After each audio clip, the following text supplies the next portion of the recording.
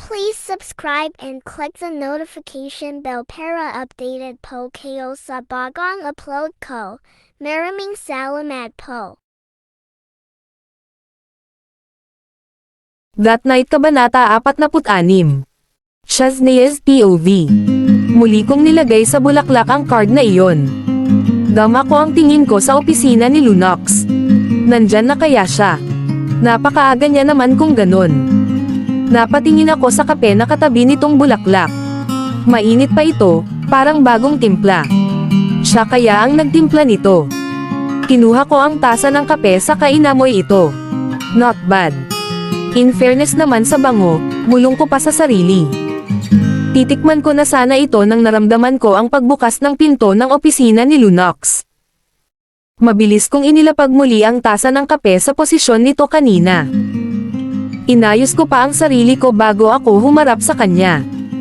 Nakapamulsa ito habang nakangiting nakatingin sa akin. Iyong ngiti niya ay hindi labas ang ngipin. Did you like it? Para saan ho ito? Tukoy ko sa kape at bulaklak na halata namang siya ang may pagkana. To gain your trust. Patanong na sabi niya. I won't make it rush. Dahan-dahanin natin ang proseso hanggang sa paniwalaan mo na ako ulit. Nanatiling blunt ka ang ekspresyon ng mukha ko. Ipagtitimpla ko pa po ba kayo ng kape? Seryosong tanong ko sa kanya. Please. Humalukip-kap siya. Your coffee is my favorite thing in the morning. Kaya nga coffee ang pinili ko sa tanong ni Lucas because I love your coffee you so much. Sige po. Ipagtitimpla ko po kayo ng kape. Tumalikod na ako sa kanya. Shaznia. Tawag niya dahilan para muli akong humarap sa kanya. You are my coffee in the morning. Kumunat ang noo ko nang hindi ko makuha kung anong gusto niyang ipahiwatig. Consider it a source of energy that I need every morning. Kamandat pa ito sa akin saka ako tinalikuran. Napahawak ako sa tiyan ko. Damn these butterflies. Pinilig ko ang ulo ko saka dumiretso na ng pantry.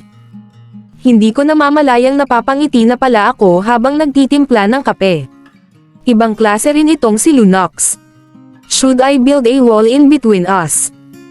Magiging ganito pa kaya siya sakin kapag malaman niya na may anak siya sakin? Gugustuhin niya pa rin ba ako kapag nalaman niyang all this time I was lying to him? Na ang pinapangarap niyang magkapamilya ay natupad na. Sadyang ako lang itong humahadlang sa pangarap niyang iyon. Buti nga't hindi samasagi sa isip niya na baka anak niya si Shaina since they have a lot of similarities. Nang mag-lunch time ay nagpaalam na ako kay Lunox na bababa muna ako. Nang makababa ako'y nakasalubong ko pa si Mr. and Mrs. Monteverde. Hi, dear. Nasa taas ba si Lunox? Nakangiting tanong ni tita sa akin saka pa ako hinalikan sa pisngi. Well, it's more lang a beso. Nasa taas po, Miss Lizel. Pati ang daddy ni Lunox ay binati rin ako. Kita ko rin sa peripheral vision ko na napapatingin ang ibang empleyado sa amin. Okay, I thought kasi wala siya. Is he busy o may bisita ba siya? Pumiling naman ako. Mag-isa lang po siya roon. Mamaya pa pong 3 PM ang appointment meeting niya based po sa schedule niya. That's nice. Sige, iha. See you around. Ingat po kayo. Ngitian ko sila pareho sa kabahagya pang yumuko. Nang pumasok ako sa cafeteria ay agad kong hinanap sina Chloe. Nang makita ko sila ay agad ko silang nilapitan. Naabutan ko pang nakikipagkwentuhan si Chloe sa kanila. Hi, siya. Kumusta ang weekends? Bungad na tanong sa akin ni Jepoy. Okay naman. Kayo ba? Tanong ko sa kanila ni Mika. Okay lang din, ate, sagot ni Mika. Sinabihan ko rin kanina si Chloe habang nasa biyahe kami na wala siyang pagsasabihan tungkol sa nangyari sa resort nitong weekends. Nag-order na kami ng pagkain. Sa sobrang good mood nga yata ni Chloe ay sa account niya pa pina-charge ang pinagkainan namin ngayon. Pilit man nilang malaman kung bakit ganito ka-good mood si Chloe ay wala pa rin silang nakukuhang matinong sagot mula sa kanya. Alam ninyo ba ang usapan tungkol sa paghihiwalay ni na Madam Celestine at Mr. Monteverde?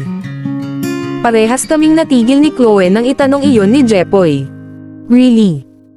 Buti naman, nakangising sabi ni Chloe dahilan para sipin ko siya ng patago sa ibabaw ng lamesa. Ikaw, siya. May alam ka ba tungkol doon? Tanong ni Jepoy sakin. Nagkibit balikat ako sa kanya. Hindi kami close ni Mr. Monteverde. Kuya Jepoy naman, mahal na mahal ni Madam Celestine si Mr. Monteverde. Imposible namang maghihiwalay sila. Tsaka kung totoo man yun, sigurado akong magbabalikan din sila, singit ni Mika sa usapan. Kung sa bagay. Sayang din iyong halos 2 taong pagsasama nila, ani Jepoy saka nagpatuloy sa kanyang pagkain. Bigla akong natahimik. Tama si Mika. Ramdam ko naman kung gaano kamahal ni Celestine si Lunox kaya siguro lahat ng babaeng nasa paligid ni Lunox ay inaaway niya. Nakakainis mang isipin pero siguro ganoon niya talaga kamahal si Lunox. Pero posible kayang magkakabalikan sila. Paano kung kailan ako nahulog kay Lunox ay sa kanya pa ma-realize na talagang mahal niya si Celestine? Wait. What? Sinabi ko bang mahuhulog ako kay Lunox? Pinilig ko ang ulo ko. No. Hinding-hindi mangyayari yon. Tama si Jepoy. Hindi nila sasayangin ang halos 2 taong pagsasama nila. Hindi nila itatapon iyon ng basta-basta. Kaya dapat pigilan ko ang sarili ko sa kung ano mang nararamdaman ko. Dahil sa huli, ako ang talo. Hanggang sa pagbalik kong muli sa opisina ay wala pa rin ako sa sarili. Hindi ko alam kung bakit ako apektado sa mga sinabi ni na Jepoy at Mika kanina. Nang makarating ako sa desk ko ay napatitig ako sa bouquet ng bulaklak na nandoon. Ang tasa kasi ng kape na ipinagtimpla sa akin ni Lunox ay naubos ko na kanina. Feeling ko nga ay mas masarap siyang magtimpla ng kape kaysa sa akin. Napahawak ako sa bulaklak at sa golden leaves nito. Rinig kong tumunog ang elevator kaya nagtaka ako kung may inaasahan bang bisita si Lunox ngayon maliban sa mga magulang niya. Tumayo ako para malaman kung sino iyong kara-rating lamang pero lalo lang kumunot ang noo ko nang ma-realize na si Celestine pala yun. Nang makita niya ako ay agad niya akong tinaasan ng kilay. Is your boss inside? Yes. He's inside. Kasama niya sina Mr. and Mrs. Monteverde. Mamaya na lang ho kayo pumasok. Humalukip-kap siya. Inuutusan mo ba ako? Ayusin mo pananalita mo dahil isa ka lang sekretarya rito. Ngitian ko siya. Isang pekeng ngiti. No. I am just telling you what to do bilang secretary ni Mr. Monteverde. Baka ho kasi bigla kayong pumasok sa loob. Sumanghap siya't sinaaman ako ng tingin. Ang yabang mo na porke nakasama mo sila. Don't get me wrong but I am just protecting their privacy. Wala naman akong pakialam kung si Mr. Monteverde lang ho ang nasa loob. Bakit? Sino ka ba para protektahan ang privacy nila? Parte ka ba ng pamilya nila? Well, actually I'm not. Pero kayo ho ba, parte po ba kayo ng pamilya nila? Sarkastiko ko siyang ngitian. Naningkit ang kanyang mga mata. Of course, I am. Mahina akong napahalkik dahilan para magsalubong ang kanyang kilay. If you are part of their family, bakit hindi ka imbitado noong pumunta sila ng resort? Kita kong natigilan siya sa naging tanong ko. How dare you? Single niya sa akin saka ako nilapitan at mabilis na hinayla ang buhok ko. Bitawan mo ako kung ayaw mong masaktan. Pagbabanta ko sa kanya. Hindi ako natatakot sa'yo, nanggigil na sabi niya. Nasa ganoon kaming sitwasyon nang madinig kong may tumawag sa pangalan ni Celestine. Bigla namang binitawan ni Celestine ang buhok ko. Agad akong nilapitan ni Lunox. Are you okay? Nag-aalalang tanong niya. Hindi ko siya sinagot. Really, hon? Ako ang naagrabyado rito tapos siya ang lalapitin mo. Mabilis na hinablot ni Lunox ang braso ni Celestine. How dare you hurt her? Bakas ang galit sa tono ng pananalita niya. Tila hindi inaasahan ni Celestine ang ganoong reaksyon ni Lunox. Bitiwan mo ako. Nasasaktan ako. Angle niya. Celestine, ano na namang skandalo ang ginagawa mo? Hindi na napigilan pa ni tita na sumabat sa usapan. Parehas sila ni tito na talagang hindi natutuwa sa nangyari. Tita, siya po ang nauna. Siya po ang unang nanakit sakin. Napaawang ang bibig ko sa kasinungalingan ni Celestine. Tinaasan siya ng kilay ni tita. Really? Pero ang ayos ng itsura mo. Hindi ka mukhang sinaktan ni Shaznia. Pero tita. Celestine, enough. Wala na kayo ng anak ko. Why are you still here? Malamig na tanong ni Tito Clyde sa kanya. Bibisitahin ko lang po sana si Lunox, Tito. Kaso itong sekretarya niya. Turo niya sakin. Sinaktan ako at kung ano-ano pa ang sinasabi niya tungkol sakin. She even told me na I am not part of the family. Ipinagbawalan niya rin akong pumasok sa loob. Parang batang sumbong niya pa. Umirap lang ako. Now, I get it. Nasaktan ang ego mo kaya mo siya sinaktan physically. Right. Hindi agad na nakasagot si Celestine sa sinabi ni tita. Celestine, can you just leave my company now? Ani Lunox. Umiling si Celestine. No, hon. We can fix things pa naman, di ba? I know that you know why we ended up like this. Just leave before I'll call the security. Kita ko ang pagkabigo sa mga mata ni Celestine. No, hon. Ano bang pinakain sa'yo ng babaeng to para magkaganyan ka? Galit na tanong ni Celestine sa kanya habang nakaturo sakin. Labas si Shaznia dito. Wala siyang kinalaman sa desisyon kung makipaghiwalay sa'yo. Sarkastikong tumawa si Celestine. Ito lang masasabi ko sa'yo, Shaznia. Kapag nakuha na ni Lunox ang gusto niya sa'yo, iiwan ka rin yan. Ngumisi pa siya. I didn't expect na may lahi ka palang Linte/Makati. Mabilis ko siyang sinampal nang hindi ko na napigilan pa ang sarili ko. Siya na may napahawak sa pisngi niya'y ng lalaki ang matang nakatingin sakin. Huwag mo ako itulad sa'yo, Celestine. Disente akong tao. Pinasadahan ko pa siya ng tingin mula ulo hanggang paa. Ito lang din ang masasabi ko sa'yo. Ikaw ang iniwan ni Lunox, hindi ako. Ako naman ang ngumisi sa kanya sa pagkakataong to. That night Kabanata 47. Shaznia's POV. Kita ko ang saya sa mga mata ni Shaina. Alam kong natutuwa siya dahil marami na siyang nakikilalang tao. Hindi kagaya dati na laging ako, si Mama, si Chloe at Brielle lang ang nakikita at kakilala niya. Dumating si Ryle, tapos ngayon pati ang pamilya at mga pinsan ni Lunox ay naging malapit na rin sa kanyang loob. Masaya ako kasi ramdam ko ang pagmamahal nila kay Shaina. Hindi rin kami nagtagal sa restaurant na iyon dahil nang mag-alas 9 na ng gabi ay nagsiuwian na kami sa kadahilan ng may mga trabaho pa ang karamihan sa amin kinabukasan. Nagpaalam na kami sa isa't isa hanggang sa makasakay na kami sa kani-kanyang kotse. Inilagay muna ni Ryle ang mga regalo na natanggap ni Shaina sa likod ng kanyang compartment. Kumusta, ina? Masaya ka ba? Tanong ko sa anak ko na nasa likod. Kasama nito si Mama. Nakangiting tumanggo si Shaina sakin. Sobra, Mama. Ito po yung the best na birthday ko. Anak, kaninong bulaklak ang nasa harapan mo? Sa'yo ba yan? Tanong ni Mama. Opo, Mama. Nanggaling po sa taong nagbigay din ng bulaklak sakin kahapon. Hindi mo pa rin ba siya kilala? Bigla namang bumukas ang pinto ng kotse at kapapasok lang ni Ryle. Natigil ang pag-uusap namin ni Mama nang sinimulan niya na ang pag-aandar ng kanyang kotse. Nagpapasalamat na lamang ako nang makauwi kami hindi na muling binuksan ni Mama ang usapin tungkol doon. Alam ko naman na pagsisinungaling na ang ginagawa ko kay Mama pero hindi ko alam kung anong ipapaliwanag ko sa kanya kapag nalaman niyang galing ang lahat ng yun kay Lunox. Isa pa, naghahanap din ako ng tamang tiyempo para sabihin sa kanya ng tungkol sa koneksyon ni Shaina at Lunox sa isa't isa.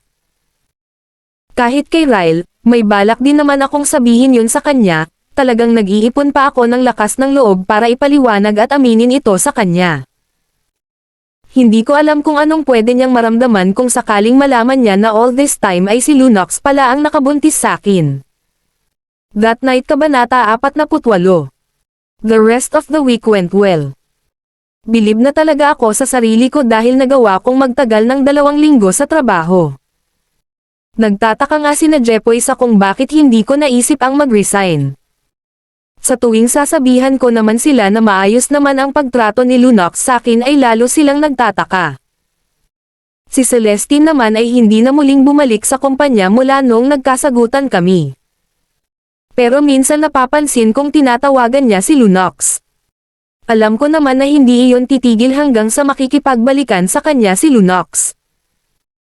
Hanggang ngayon, palaisipan pa rin sa akin kung bakit ganoon kadali para kay Lunox na bitawan ang 2 taong pagsasama nila ni Celestine. Nagsawa kaya siya? O dahil ba sa akin kaya pakiramdam niya'y hindi niya na mahal si Celestine? Speaking of Lunox, he became consistent for the whole week. Minsan nga'y inaasahan ko na talagang may bulaklak na nakalapag sa lamesa ko. Iba't ibang mga bulaklak ito at talagang nagagandahan ako. I remain timid to him. Gusto kong makita kung hanggang saan niya ba kayang patunayan ang sinasabi niya. Kinukulit niya pa rin naman ako kapag kami lang ang nasa palapag. Pero sa tuwing bababa kami ng magkasama'y formal siya sa akin nang sa ganun ay hindi kami pag-iisipan ng masama ng mga empleyado niya. Nang maglinggo ay nanatili ako sa bahay. Gusto ko kasing ilaan ang araw na ito kay Shaina since alam ko naman na lately ay nawawalan na ako ng oras sa kanya. Buti nga't masyadong maintindihin itong anak ko't hindi niya nagawang magtampo. Habang nag-aalmusal kami ay narinig namin nina Mama at Shaina na may tao sa labas. Ako na ang tumayo para silipin kung sino ang taong yun. Good morning, ma'am. Kayo po ba si Miss Shaznia Riley? Tanong ng lalaki. Opo. Bakit po? Ma'am, may nagpabibigay po. Nakita kong may kinuha siya sa kanyang service. Pagbalik niya'y nagtaka ako nang may dala siyang bulaklak. Isa itong bouquet ng sunflower. Kahit alam ko na kung kanino galing iyon ay nagtanong pa rin ako. Kanino ho galing, kuya? Lunox Monteverde po. Inabot niya na sa akin ang bulaklak. Sige, ma'am. Alis na po ako. Maraming salamat po. Maraming salamat din po, kuya. Mag-iingat po kayo. Nang makaalis na siya ay sumilip ako kung may note ba sa loob. Kinuha ko ang note na iyon sa kabinuksan. Good morning, Sha. I hope you're having a great day. I miss your coffee, but I miss you more. Lunox, M. Napapailing pa ako't napapangiti habang binabasa ang note na yon. Pati weekends pala'y hindi niya pinapalagpas. Tumalikod na ako't para pumasok sa loob ngunit nagulat ako nang makitang nasa may pintuan si Mama habang seryosong nakatingin sa akin. Emma, kanina pa po kayo? Kinakabahang tanong ko. Oo. Tsaka narinig ko rin kung kanino galing ang bulaklak na yan. Ngumuso ako sa kanilapitan siya. Ma, ipapaliwanag ko po. Bakit kailangan mong magsinungaling sakin, Shaznia? Ayan na. Tinatawag niya na ako sa buong pangalan ko. Galit na ito. Ipapaliwanag ko mamaya, Ma please. Huwag na po kayong magalit. Ma'am Antong hininga siya sa kaumiling. Nililigawan ka ba ng boss mo? Napaawang naman ang bibig ko ng diretsahang tinanong iyon sa akin ni Mama. Ma, naman. Hindi po, umiiling na wika ko. Sa totoo lang, hindi ko rin po alam. Basta bigla niya na lang kasi ako binibigyan ng bulaklak. Yumuko ako. Sinabi niya bang gusto ka niya? O tinatanong ka ba niya kung pwede siyang manligaw sa'yo? Tanong ni Mama nang nakahalukip ka pa. Sinabi niya ho na gusto niya ako pero hindi po ako naniwala sa kanya. Kaya nabanggit niya patutunayan niya raw yon, paliwanag ko. Biglang ngumiti si Mama dahilan para magtaka ako. Parang kanina lang ay galit siya, Ba't ngayon ay parang natutuwa siya sa naririnig niya? Hinawakan ako ni Mama sa balikat sa katinapik ito. Alam ko. Ipinaliwanag niya kagabi sa akin. Nagpaalam na siya sa akin kung pwede ka ba raw niyang ligawan. Ayon. Pumayag ako. Ano po? Ma, naman. Pagmamaktol ko. Akala mo ikaw lang marunong magtago ng sikreto. Ako rin, natatawang sabi niya patila ng aasar. Ngumuso ako sa kanya. Kahit itanong mo pa kay Shaina. Nagpaalam din siya sa anak mo, mahinang saad ni mama sakin. Nanlaki ang mga mata ko. Ginawa niya ho yun. Ngumiti si mama sa katumango. Tanungin mo si Shaina. At iyon na nga ang ginawa ko. Nilapitan ko si Shaina na ngayon ay nasa hapag pa rin habang kumakain ng cereals. Umupo ako at inilapag ang bitbit kong bulaklak sa may lamesa. Nang mapansin iyon ni Shaina ay bigla siyang napangiti. Mama, ang ganda po ng bulaklak. Saan ninyo po nakuha yan? Binaliwala ko ang tanong niya. Ina, humarap ka nga kay mama. May itatanong si mama sa'yo. Ano po iyon, mama? May sinabi ba si Lunox sa'yo kagabi? Bahagya pa siyang nag-iisip. Napatingin naman ako kay mama na ngayon ay kauupo lang din. Ah. Opo, mama. Sinabi niya na gusto ka raw po niya kaya nagpaalam po siya sa amin ni Mimi kung pwede ka raw po niya. Tumigil siya at parang nag-iisip. Lola, ano po yung salita na yon? Ligawan, sagot ni mama. Opo, mama. Ligawan daw po. Masayang sabi ni Shaina. Alam mo ba kung anong ibig sabihin nun? Tanong ko. Nung una, hindi po, umiiling na sabi niya. Pero ipinaliwanag niya po sakin. Natahimik ako't napahawak na lang sa sentido ko. Ang sabi niya pa nga sakin mama na kahit hindi niya raw po ako tunay na anak, pwede ko raw po siya maging daddy. Pumapalakpak pa na sabi ni Shaina. That night kabanata 49. Shaznia's POV. Ang 2 linggo na pananatili sa kumpanya ni Lunox ay umabot ng 3 linggo. Sa susunod na linggo ay mag-iisang buwan na ako rito. Kung dati nagbubulungan pa ang ibang mga empleyado rito sa tuwing nakikita nila ako, ngayon ay hindi na. Mukhang nasasanay na rin sila sa presensya ko. Ang iba pa nga sa kanila'y ngangitian pa ako. Pati yung guard sa may main entrance ay nagiging ka-close ko na. Nagiging consistent pa rin si Lunox sa pagbibigay sa akin ng iba't ibang klaseng bulaklak. Aaminin ko man o sa hindi, natutuwa ako. Sa tuwing nakikita ko ang bulaklak sa lamesa ko sa tuwing papasok ako'y napapangiti ako. Para bang doon na nakasalalay ang mood ko. Nasasanay na ako at kahit papano'y unti-unti na akong naniniwala sa kanya. Ikaw ba naman araw-araw kang pakikiligin? Hindi lang sa mga bulaklak, kundi sa mabulaklakan niya ring salita. Siya, can you get these papers nang bring this at the HRS office? You can take your lunch already after sending these papers. Okay, Mr. Monteverde. Binaba ko na ang tawag. The past week, ganito na ang naging setup namin ni Lunox. Sa tuwing may iuutos siya sakin, tatawagan niya ako sa telepono. Little did I know na maliban sa pag-uutos niya sa akin ay may iba pa pala siyang balak na gawin. Malalaman ninyo rin mamaya. Pumasok na ako sa kanyang opisina para kunin ang mga papeles na sinasabi niya. Naabutan ko pang nakatutok sa kanyang monitor. Ngitian niya pa ako nang mapansin niya ang presensya ko. Siya, are you free tonight? Biglang tanong niya. Bakit po? Ipinatong niya pa ang kanyang siko sa kanyang lamesa saka ipinagsiklap ang kanyang mga daliri. I wanna take you on a date. Humiling ako. Mr. Monteverde, ayoko pong lumabas kasama kayo. Alam ninyo naman po na. He immediately cut me off. Sa bahay naman kita I'd date, eh. At least doon may privacy tayo. Paglulutuan kita to make it more special. Yumuko ako sa kakinagat ang labi ko para mapigilan ang sariling kiligin sa sinabi niya. Kinalma ko muna ang sarili ko saka ako humarap sa kanya. Sa totoo lang ay hindi ko alam kung nililigawan ba niya ako o hindi. Hindi naman din siya formal na nagtanong sakin.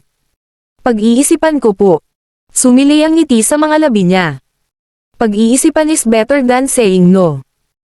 Kinuha ko na ang mga papeles na sinasabi niya saka ako nagpaalam na sa kanya at lumabas na ng kanyang opisina. Nakasalubong ko pa si Lucas habang tinatahak ko ang daan papunta sa HR office.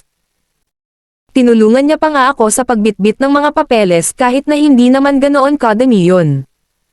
Siya, Si Chloe. May naliligaw ba sa kanya? Ngumisi ako sa kanya. Ba't mo naman sa akin tinatanong yan? Tsaka ba't ka naman curious kung may naliligaw ba sa kanya? Nagkibit balikat lang siya. Wala lang. Ano kasi? Kasi you like her. Hindi ba? Kita ko naman ang biglang pamumula ng kanyang tainga. Humalaklak ako. Is it obvious? Nag-aalalang tanong niya. Hindi naman. Nararamdaman ko lang. Tsaka feeling ko naman na may chemistry kayo, eh. Nang tumapat na kami sa opisina ng HR office ay kinuha ko na ulit lahat ng papeles na bitbit ni Lucas. Nabanggit niya rin sa akin na hihintayin niya ako sa labas. Hinayaan ko naman muna siya saka ako pumasok sa loob. Hindi rin naman ako nagtagal doon kaya nang makalabas ako'y nakita kong naghihintay sa labas si Lucas. So, ano na nga ba iyong pinag-uusapan natin? About Chloe. I like her. Gusto ko siyang ligawan pero naduduwag ako. Antong hininga ako. Kung talagang gusto mo siya, hindi ka pangungunahan ng pagiging duwag mo. Basta patunayan mo sa kanya yung totoong intensyon mo. Tumikim ito. You mean, kagaya ng ginagawa sa'yo ni.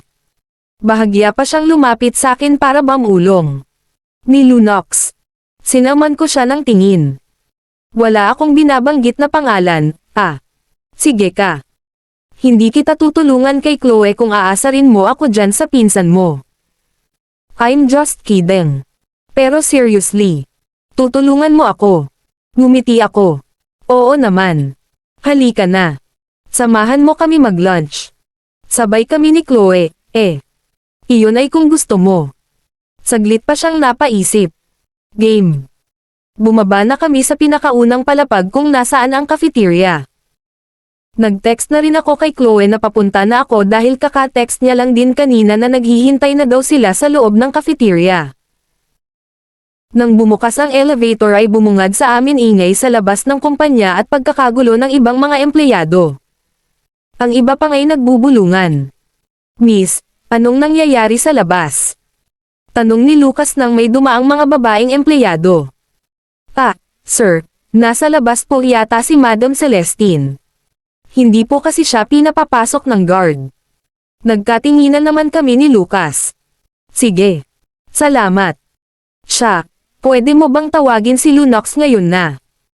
Mabilis naman akong tumango sa kanya sa kaginawaang pinapautos niya. Habang naglalakad kami palapit ng cafeteria ay lalo lamang namin naririnig ang skandalo sa labas. Nakita ko pa ang paglabas ni na Chloe galing sa cafeteria. Ang ibang mga empleyado naman ay napapatingin na rin sa nangyayaring gulo sa labas. Hindi siya sumasagot, saad ko kay Lucas. Kita ko ang pagiging problemado ni Lucas. Dito ka lang. Ako na ang aakyat para sabihin kay Lunox ang nangyayari. Tumango lang ako sa kanya. Nang makaalis si Lucas ay saka lamang napansin ni Chloe ang presensya ko. Patakbo silang lumapit sa direksyon ko. Kasama niya si Mika at Jepoy. Anong nangyayari? Tanong niya sa akin. Hindi ko rin alam, Alam ko na bawal tumapak si Celestine sa loob ng kumpanya na ito dahil sa nangyari ng nakaraang araw.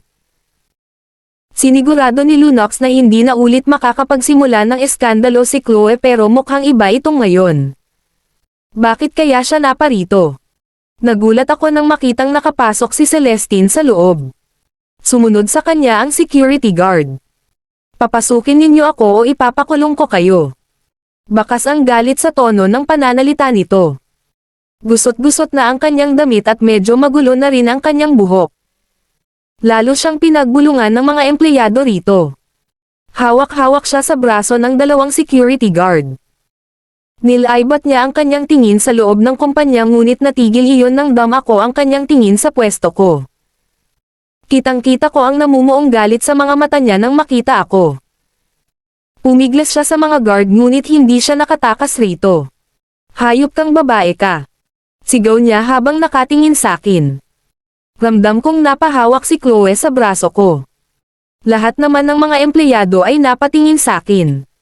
You're such a relationship wrecker.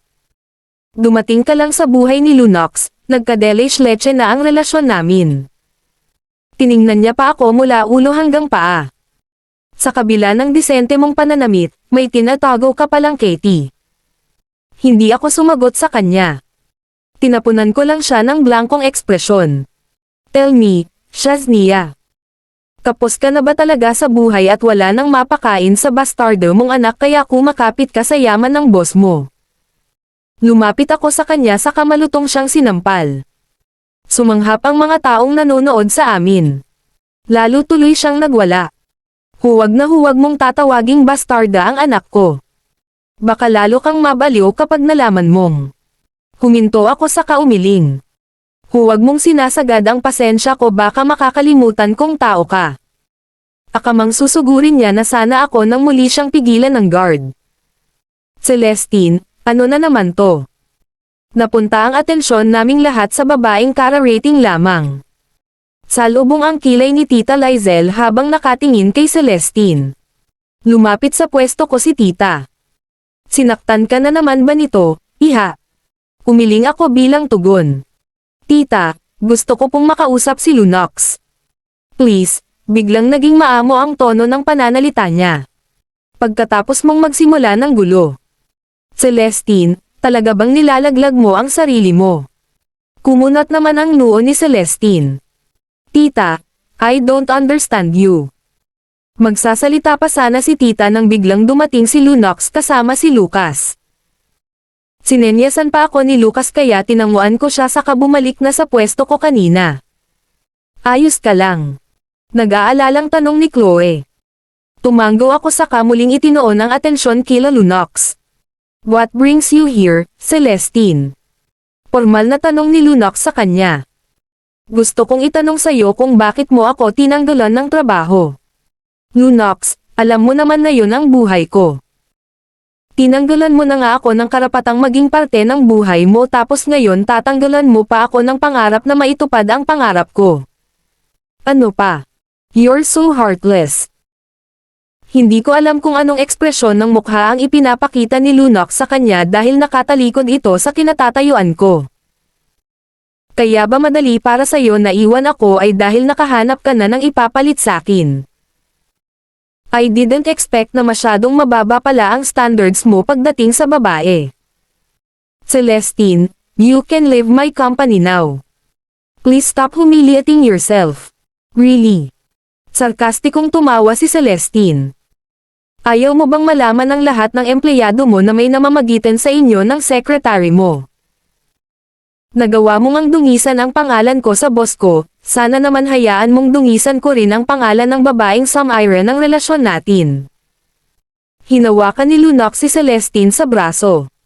Stop victim blaming here. Walang kinalaman si Shaznia sa mga nangyari sa atin at sa mga kamalasang nangyari sa buhay mo. That's actually a karma, dear, singit pa ni Tita. Natahimik si Celestine. Ibinagsak ni Lunox sa sahig ang kanina niya pang hawak na brown envelope. Napunta doon ang atensyon ni Celestine. In the first place, you brought yourself to where you are now. 300 million, Celestine. Hindi pa ba sapat ang ninakaw o sa kumpanya ko? How much more do you need? Nalaglag ang pangako sa sinabi ni Lunox. Lalo namang nagbulungan ang mga tao sa paligid namin. 300 milyon ang ninakaw ni Celestine sa kumpanya ni Lunox. Shoota. Mas masahol pa pala siya sa iniisip ko. Ikaw ang nagtapon sa pagsasama natin. Paano mo nagawang manipulahin kaming lahat? Huwag rin kami ang sisihin mo kung natanggal ka sa trabaho mo. It's your choice to have an affair with your boss and the reason why you're fired is because his wife caught him. Tell me now, Celestine. Is it my fault? Nagsinghapan ang mga tao sa paligid. What the hell? Hindi kasi porket gawain mo ay ganoon din ang gawain ni Shaznia sa anak ko. She's a decent woman, Celestine. Wala ka sa kalingkingan niya, seryosong sabi pa ni Tita. Nakatungo lang si Celestine at nakatingin sa envelope na ibinato ni Lunox sa sahig. Nang iangat nito ang kanyang mukha ay kitang-kita ko kung gaano nag-aalab ang galit sa mga mata niya. Galit siyang tumingin kay Lunox pagkatapos ay sakin naman siya tumingin. Nang ibinalik niya ang kanyang tingin kay Lunox ay nasalita ito. Hinding-hindi ako papayag na magiging masaya kayo. Sisiguraduhin ko na magiging miserable rin ang buhay ninyo. Tumingin siya sa akin. Hindi pa tayo tapos, Shaznia.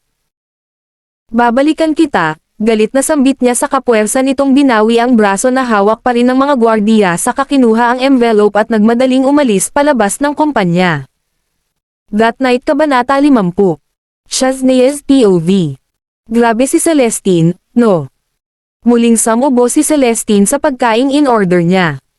Hindi ka ba natakot sa sinabi niya, siya? Parang ang seryoso kasi ng pagbabante niya sa'yo. Pare-parehas silang napatingin sa amin. Kami na lang ulit tatlo ang natira dahil sinamahan muna ni Lucas si Lunox sa opisina nito. Nang makaalis kasi kanina si Celestine ay agad na rin silang bumalik sa opisina kasama si Tita Lizel. Palaisipan pa rin sa akin iyong narinig ko. Somehow, nagilty ako sa mga pinagsasabi ko kay Lunox noong nakaraan. Masyado ko pala siyang hinusgahan. I really thought that he was just playing games with me. Akala ko'y ginagamit niya lang ako para may palilipasan siya ng oras. Sa kanila palang dalawa, mas nasaktan si Lunox. Ngayon alam ko na kung bakit ganoon na lang kadali sa kanyang hiwalayan si Celestine. Hindi ko pa man napapakinggan ang kwento niya, alam kong nasaktan siya. Hoy, siya. Kinakausap kita. Kasama ka pa ba namin? Pinilig ko ang ulo ko nang bigla akong siniko ni Chloe. Pasensya na. Ano ulit yung tanong mo? Umirap pa ito sa akin. Ang sabi ko, hindi ka ba natatakot sa banta ni Celestine sa'yo? Hindi naman, umiiling na sabi ko. Nasabi niya lang yun dala ng galit niya. Pero grabe, no. 300 million. Umiling pa si Chloe. Ang laking halaga nun. Sumang-ayon naman si Jepoy sa kanya.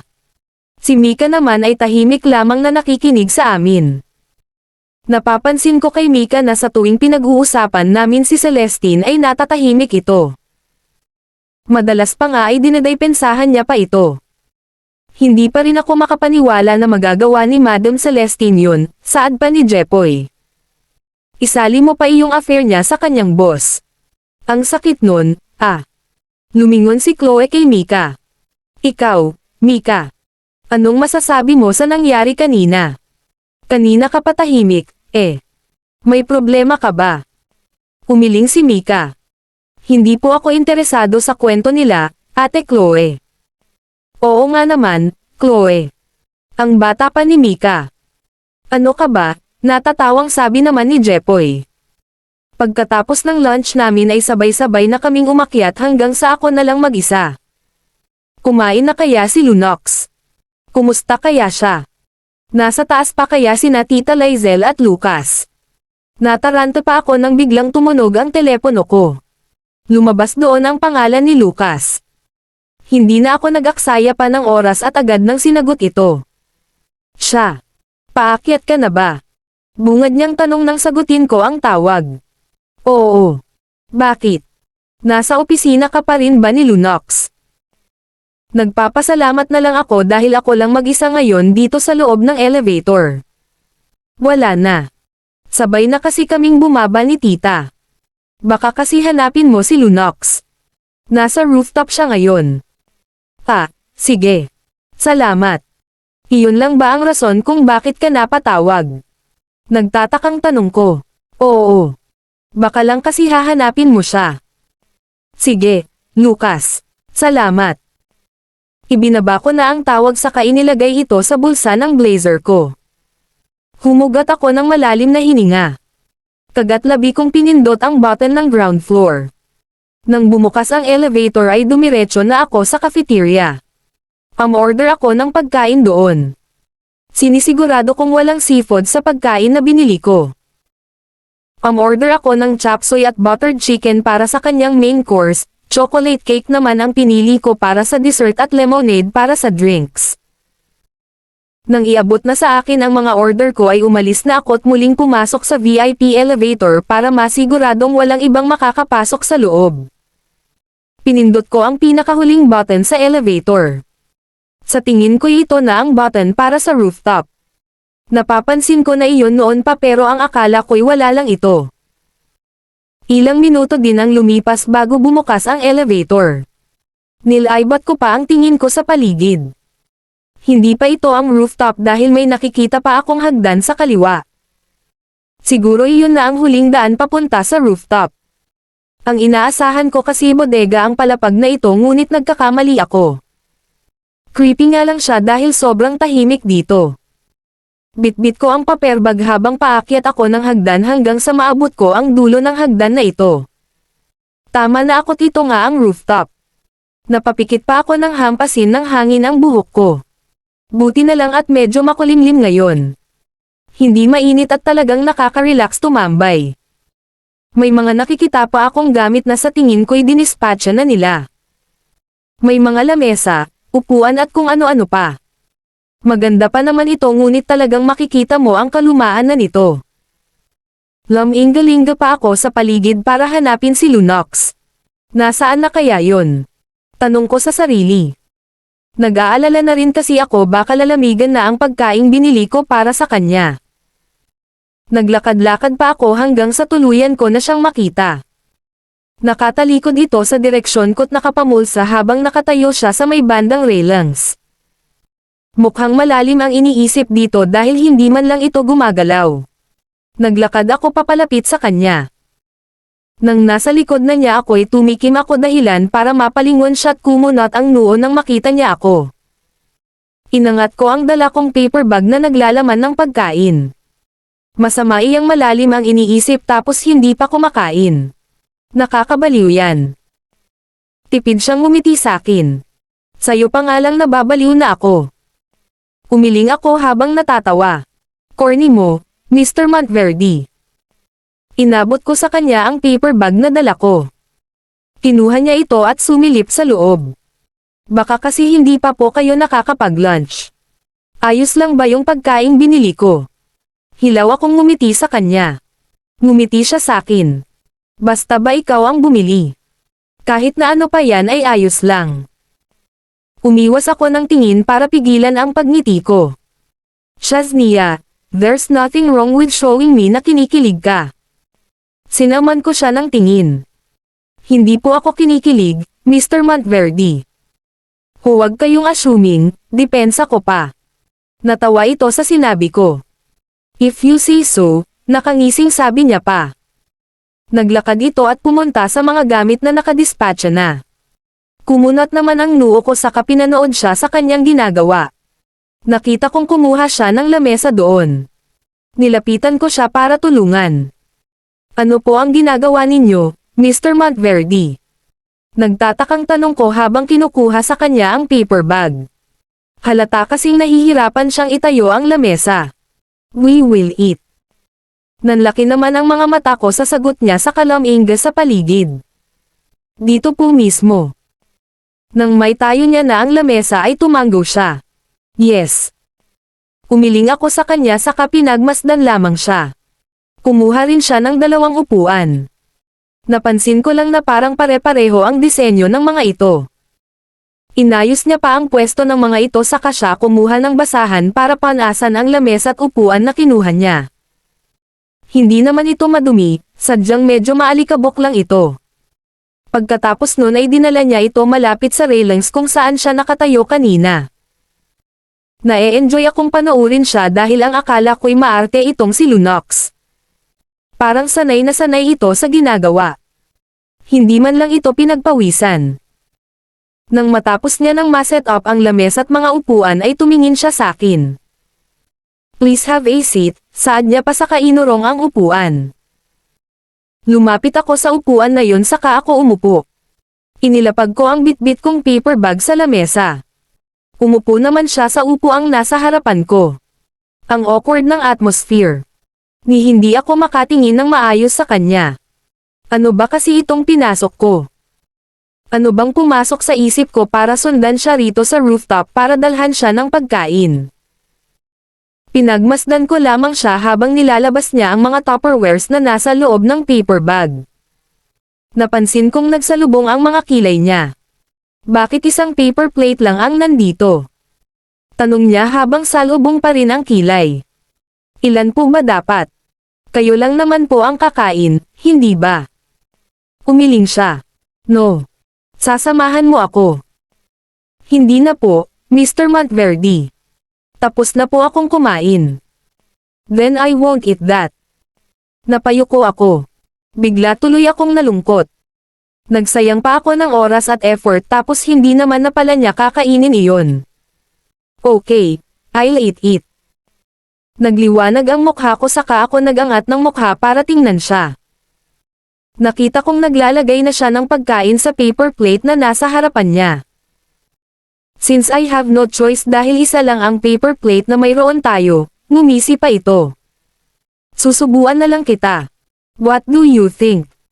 Kinindatan niya pa ako dahilan para matalas ko siyang tiningnan. Natawa siya sa reaksyon ko. Bakit, Shaznia? Do you want to just stare at me while I eat? Pagbibigyan naman kita. Halos isumpa ko na siya sa isip ko. Nang aasar ba siya? Talagang nababaliw na talaga itong si Lunox. Kung ano-ano ang pinagsasabi. Kung ano-ano ang iniisip. Nababaliw na ako, shoota. Ang sarap niya talagang sapakin.